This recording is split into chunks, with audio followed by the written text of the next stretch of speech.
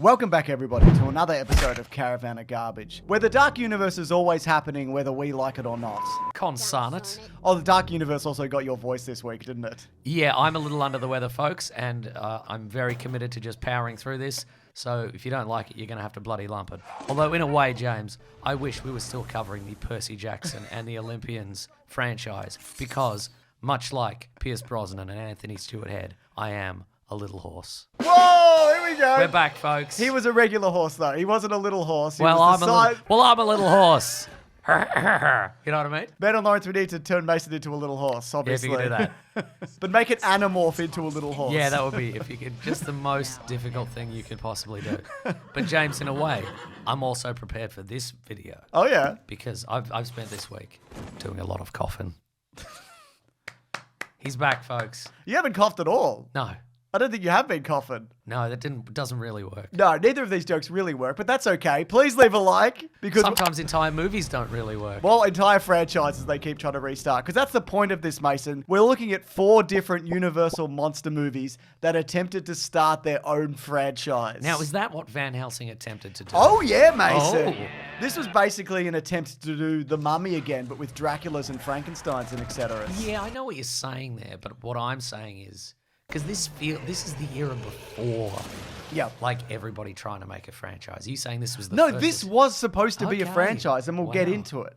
But look, I'm almost all about this movie, but really it's just swinging on ropes and crashing through windows. And CGI big wolves and stuff. Big wolves, Mason. I remember when I was a kid. Yeah. And when I say a kid, I mean an adult. I was an adult when this came out. Sure. The first and last time I saw this was when it came out at the cinemas. With me. Yes, and I remember a conversation we had was, this movie isn't very good, because this was the era we were just realizing that movies could be bad. Yeah. We said, this movie isn't very good, but how incredible and incredibly accurate was that homage to old school black and white horror movies at the start. Oh, up top. And now, having rewatched it, no, it's not. It's not at all. It's just in black and It's white. just black and white. Should say just put it in black and white. He didn't have an electric brain.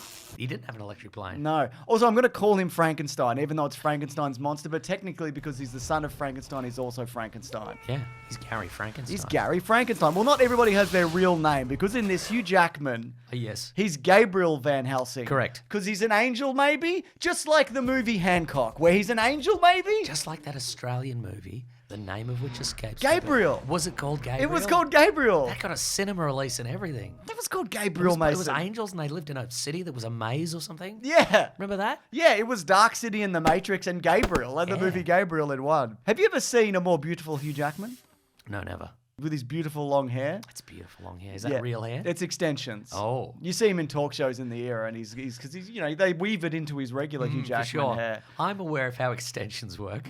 I've got some in right now. Yeah, I know. I thought my extensions would distract from my severe crippling illness.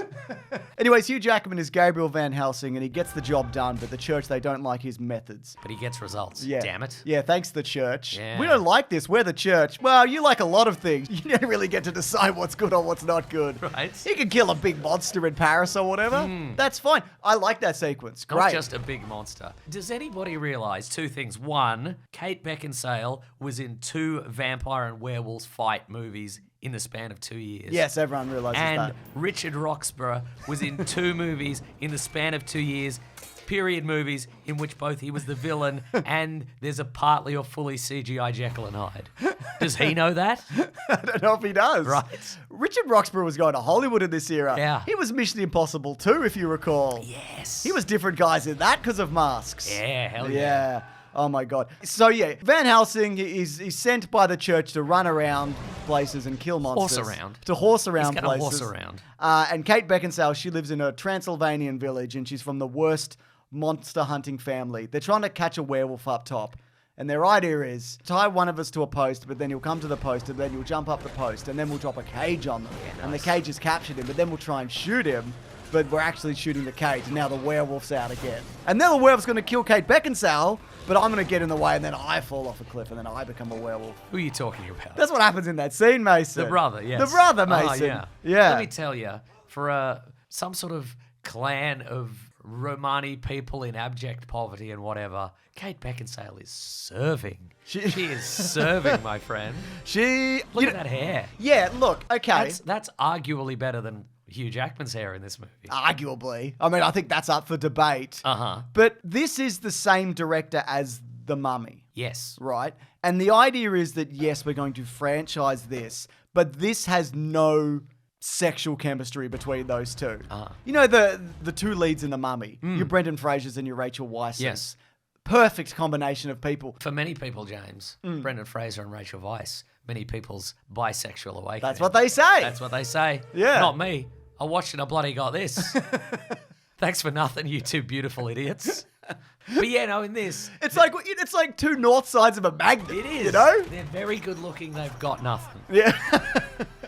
Well, she was actually last to be cast. Oh, last to be cast. Last to be cast. And I think maybe they should have done some screen testing to see where the chemistry lay, you know, because it's certainly not here. Oh, who's got time for that? Who's got the time and money for that in Hollywood, They're James? too busy at putting on their own corsets and looking at their own hair in the mirror. Right. That's the problem here, Mason. You're right. They're sexy individually, but that's not enough for a movie like this. But in a way, James, this sets the framework for the MCU.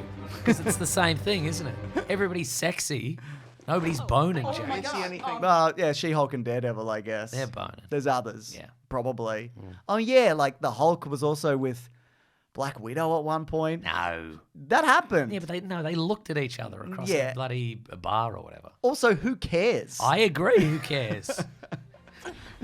I mean, yeah, it's just not The Mummy. And I think No. there's some good creature designs in here. I like that Frankenstein has a steam-powered leg. Yeah, It's got a little gasp. How do you feel about it? Because I reckon when I was a young lad, I loved the idea. And of course, this is attempting to be both. It's The Mummy, it's Men in Black, it's Tim Burton's Batman. It's Mummy Men in Black returns. Exactly. So when I were a young lad, I loved the idea of like, it's an old-timey setting, but everybody's got like cog-powered throwing stars and they've got... David Wenham's handing him stuff. Right, he doesn't have like a single shotgun. He's got a gun with a bloody, big drum magazine. It's an old-timey gun, but it's rapid fire. I loved all that stuff, and now I'm like, this is awful. This is awful, James. Yeah, I mean, because he's kind of like a James Bond character. Yeah. Because he goes to David Wenham, who's got Jim from The Office's haircut, and he's like, I'm David Wenham. I'm not in 300 yet. I'm a gremlin. That's right. My posture's bad. I hope Zack Snyder fixes it for 300. And he did. He did, didn't he? And he's handing him his stuff, like his crossbow thing and whatever. yeah. He's got a bomb that is as bright as the sun. He's like, I don't know what you're going to use this for. Probably vampires, idiot. What do you reckon?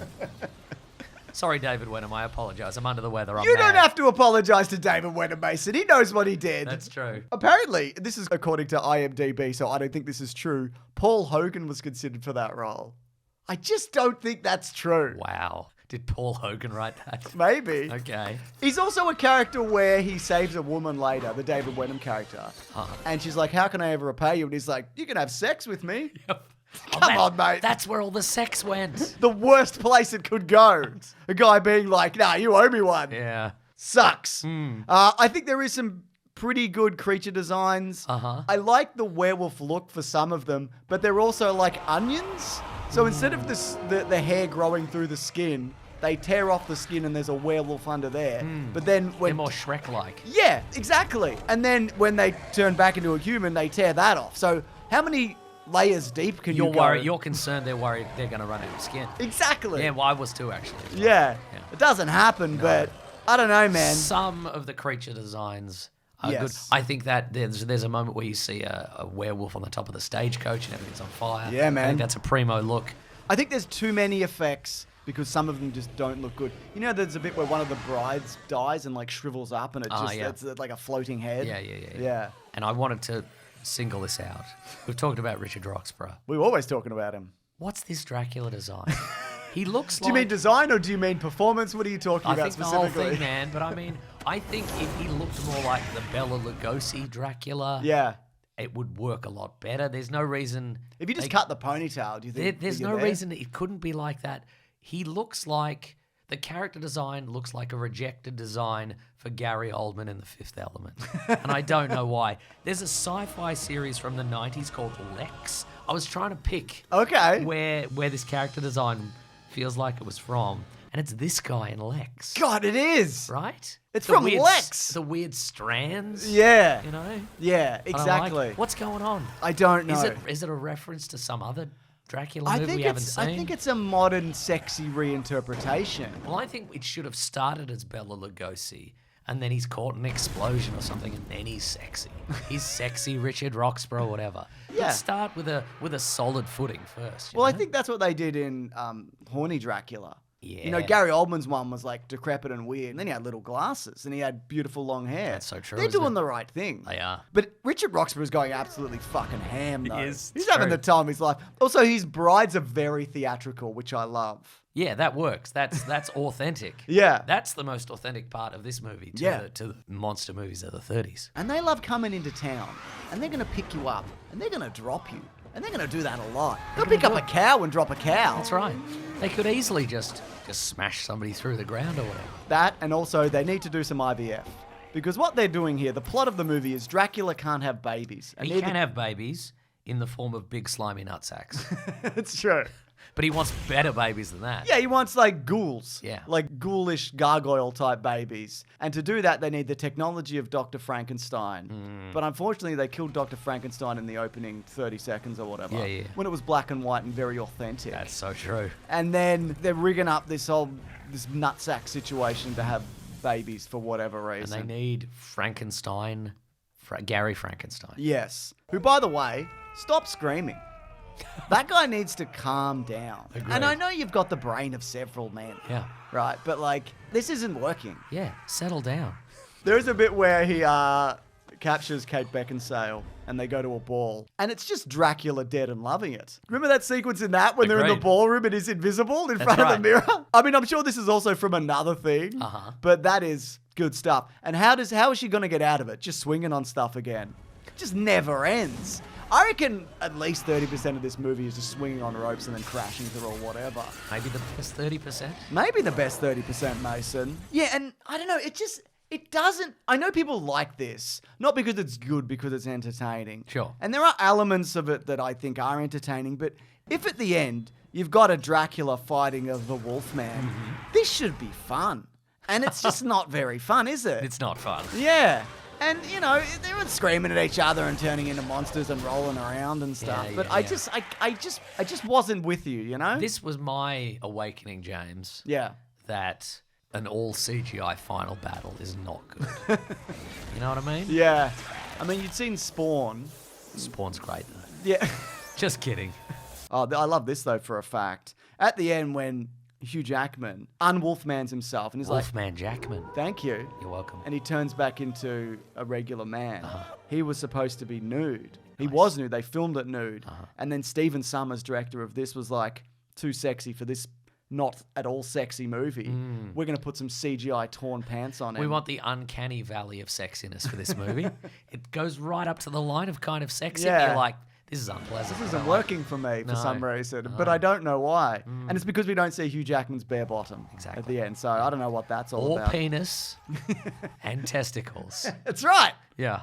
That's right, Mason. And you know, at the end, it's sad that Kate Beckinsale died, but also, who cares? Right. It really feels like that, doesn't it? Hugh Jackman will have another non-sexual love interest in the next one, Yeah. which we're doing next week. He's not in that one, Mason. Oh. Yeah. But at least she got to go to heaven with her brother or whatever happened. Sure. Anyway, it's time for Van Trivia. This is the trivia section of the show where I do a deep dive on all the behind-the-scenes stuff and pick out, I don't know, like 3 things that I think Yeah. are interesting. Some of which are real and some are Some not. aren't real.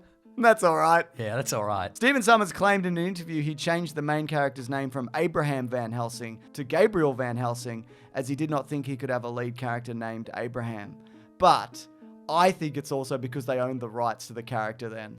Oh, yeah, for sure. Yeah. Abraham Van Helsing is the generic Yeah. Van Helsing, right? Better name, though. Yeah. Also, is he an angel? I guess they would have explored this in movie 2 and 3 and 4. That's right. And then a prequel. Yeah. I could have been an angel werewolf. Oh, my Can you God. imagine? Yeah, I'm imagining it right now, and I'm loving it. Just an onion-like angel werewolf ripping off wings and growing more wings and fur and teeth. Lawrence and Ben, just do the horse transition for that. You don't need to. Just have it go back and forth. Yeah, that's right. That's biblically accurate. This is the first movie, other than the Lord of the Rings movies, to use the massive software developed for that. You know, big armies and big battles. Oh, it's called Massive. It's called Massive, Okay, it's yeah. not just the Massive software. No. Oh, it's Okay. probably both. Okay. Which is interesting because I don't really remember the big battles in this. No. I just watched it. I think it's just a lot of like people with pitchforks and stuff. okay, I think right. that's what it is, really. Terrific. At some point during pre-production, a cameo appearance from Gillman from The Creature from the Black Lagoon was slated to appear in an underground cave. When they discover Frankenstein, they're like, Frankenstein's in this cave, he's got an electric brain. Hey, what are you guys doing here? I'm a gill man. We're just looking for a Frankenstein. Well, get out of here. No, we don't want to. You guys want to be friends?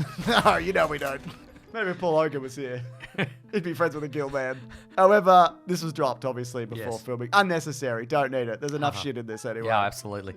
Richard Roxburgh and Sylvia Coloca, they met on this film. She played one of the brides and they got married. They're a There you family. go. Good things can happen in movies. You know, Ryan Reynolds met Blake Lively on the set of whatever the fuck. So, you know. So true. Why isn't it? can't this also be true? I think it can be true. Because it is. Yeah.